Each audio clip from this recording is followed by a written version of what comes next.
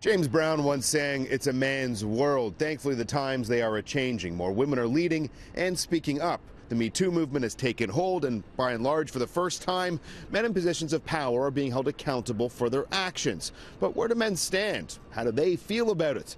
Well, for the first time ever, Canada's leading women's lifestyle magazine has posed some important and at times provocative questions to men. I honestly didn't know about sex until I was like 13 or 14. Kind of embarrassing. I remember my dad being sort of worried that when he finally got around to talking to me about wet dreams, I'd already heard about it from some kid on the school bus. Too much of my bad sexual education came from pornography. I learned how to do it off the internet. We commissioned a survey of 1,000 Canadian men from coast to coast between the ages of 25 and 65, and we asked them all sorts of questions about what it's like to be a man in 2018.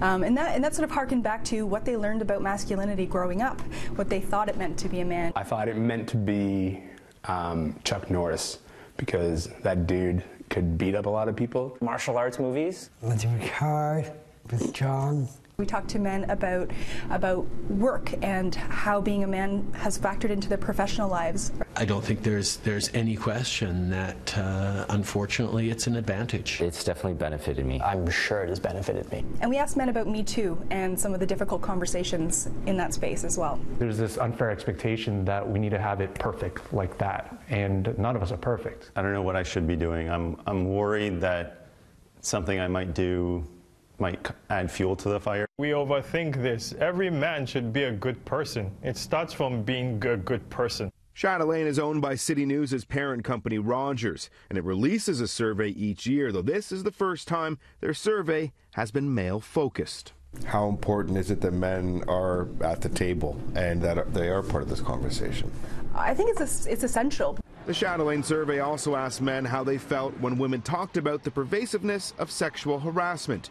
25% said they felt nothing, 42% felt sad, though 9% felt persecuted, while 5% said they felt guilty. I always say it's not about the day of our reckoning, it's an opportunity for the day of our awakening.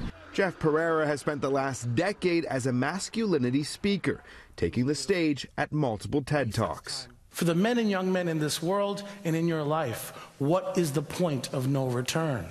Pereira says he hopes this survey pushes the boundaries for more frank, hard conversations that aren't defensive, but proactive. I always find throughout my years doing this that when you create a space for men to talk, they're really hungry to have a space to talk about this stuff. Because we as men, we drop our opinions all the time, but the point is, like, how often do we really let down our armor and really have a vulnerable, real conversation about our hopes, our fears, the pressures we feel?